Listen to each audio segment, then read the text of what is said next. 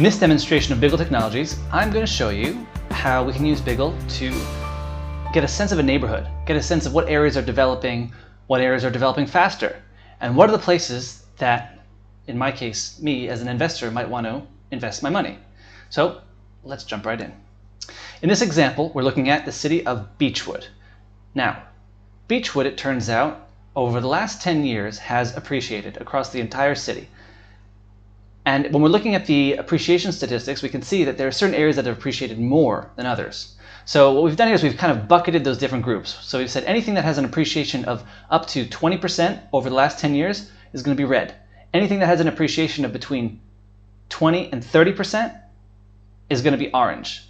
30 and 40% yellow, 40 and 50% green, and as you can imagine, there's actually one more group which I want to show, which is everything above 50%.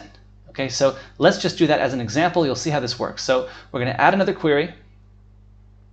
It's query 5. I'm going to open it up. In this case, I'm actually going to load from an existing query, which is this one down here, Demo Beechwood Appreciation. So let's choose it. Let's load it. And you can see here what I've done is I've selected from the geo table, I've selected that the tax land use code description is one family platted lot, meaning single family homes. So we're only showing single family homes on the map, and we are showing them in areas that are based on whatever criteria we have in this neighborhood analysis. In this analysis, we're seeing that the city is equal to Beechwood, and I'm going to have to edit this over here because this is a saved query.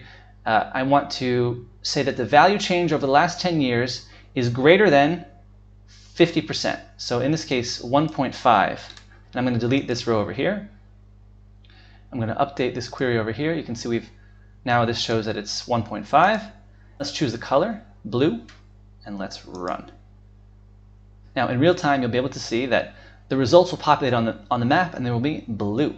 And these results will show all the locations that are 1.5 times their value since the beginning of that 10-year period. These blue sections over here are areas with the most appreciation. We can actually click on any one of these, and based on the tables that we've selected, we can click through and see some data. This is the geo data.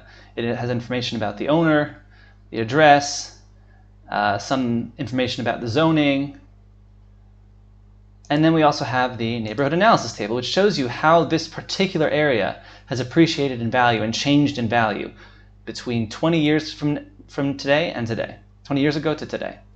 Right? And it gets bucketed up in different groups. 20 years ago, the first 10 years, the last 10 years, the last 5 years, and then every increment of 5 years. So you can look at all that information.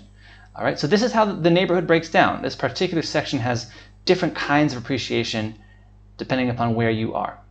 Now, if for whatever reason, as an investor, I wanted to contact the people in any one of these groups based on the results of any one of these queries, let's take the first group as an example. This is the red group.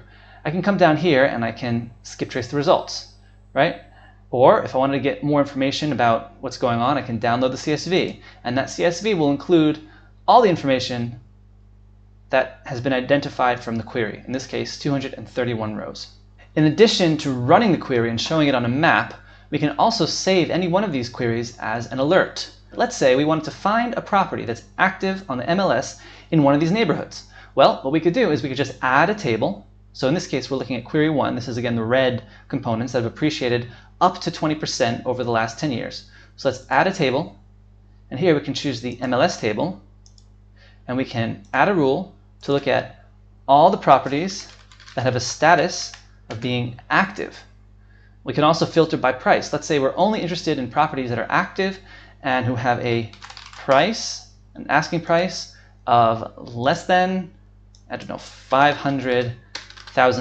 So we can add all different parameters to every one of these tables. There's a whole bunch of tables to choose from.